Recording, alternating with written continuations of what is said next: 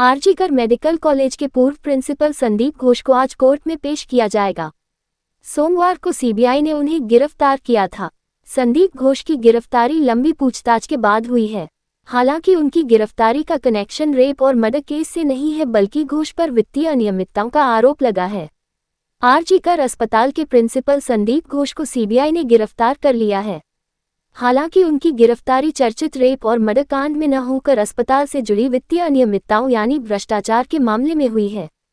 फिलहाल ये कहा जा सकता है कि रेप और मर्डर केस में संदीप घोष का कोई रोल सामने नहीं आया है, मगर इस मामले में भी सीबीआई की जांच अभी खत्म नहीं हुई है।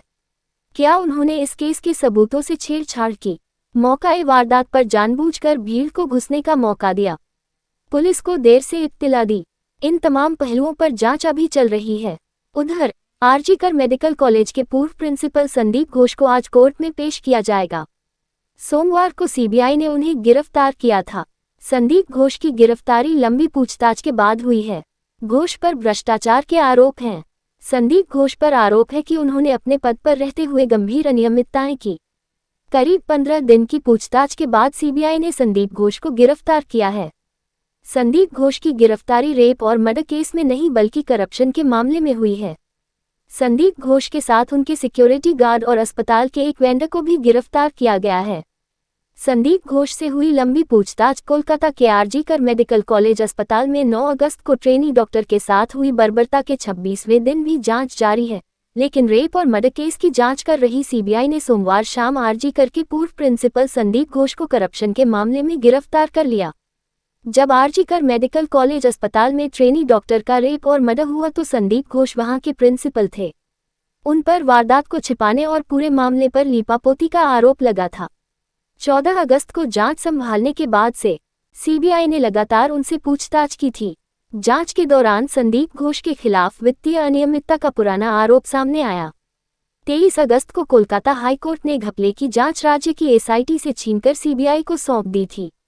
रेप और मर्डर केस में सबूत छिपाने के आरोपों में तो सीबीआई उन्हें गिरफ्तार नहीं कर पाए, लेकिन वित्तीय अनियमितता के मामले में उन्हें गिरफ्तार कर लिया गया। वित्तीय अनियमितता के मामले में संदीप घोष के अलावा सीबीआई ने 3 और लोगों को गिरफ्तार किया है, जिसमें शामिल है घोष का सिक्योरिटी गार्ड 44 साल का अफसर अली और अस्पताल का वेंडर बिप्लब सिन्हा और सुमन हजारा शामिल हैं। इससे पहले सीबीआई ने संदीप घोष का पॉलीग्राफ टेस्ट भी कराया था। आपको बता दें कि आरजीकर हॉस्पिटल के पूर्व डिप्टी सुपरिटेंडेंट अख्तर अली ने बताया था कि आरोपी संजय रॉय मेडिकल कॉलेज में संदीप घोष का बाउंसर बनकर घूमता था। प्रदर्शनकारी डॉक्टर्स और पीड़िता के परिवार ने संदीप घोष पर मामले की लीपापोती का आरोप लगाया था। सीबीआई को इस बात के सबूत मिले हैं कि अपराध स्थल पर छेड़छानी की गई थी। ऐसे में सवाल उठता है कि ये छेड़छाड़ किसने और क्यों की थी।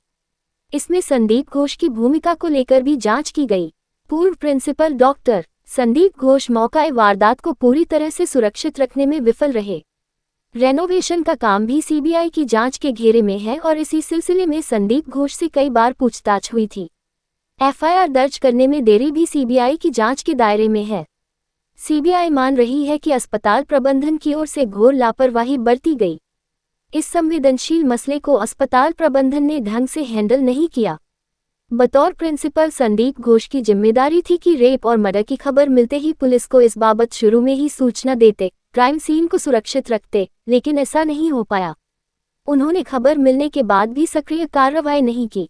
यही वजह है कि संदीप घोष की भूमिका सबसे ज्यादा सवालों के घेरे में है। आज होगा अपराजिता महिला और बाल सुरक्षा विधेयक पेश। उधर रेप गैंगरेप के दोषियों को सख्त सजा दिलाने वाला विधेयक आज बंगाल विधानसभा में पेश हुआ। पश्चिम बंगाल सरकार ने इस विधेयक को अपराजिता महिला और बाल सुरक्षा विधेयक नाम दिया है। इसमें रेप और गैंगरेप केस में फांसी या अंतिम सांस तक जेल में रखने का प्रावधान है। आरजीकर हॉस्पिटल कांड के बाद से ही ममता बनर्जी सरकार पर बीजेपी हमलावर है। इस विधेयक को लेकर बीजेपी नेता शांतनु ठाकुर ने कहा कि ममता बनर्जी ये सब कुछ मुद्दे से भटकाने और सहानुभूति पाने के लिए कर रही हैं। अगर ममता महिला सुरक्षा को लेकर सचमुच गंभीर है तो ये कानून उन्होंने पहले क्यों नहीं लागू किया। उन्होंने कहा कि ममता सरकार की विफलताओं को उजागर करने के लिए बीजेपी का प्रदर्शन जारी रहेगा।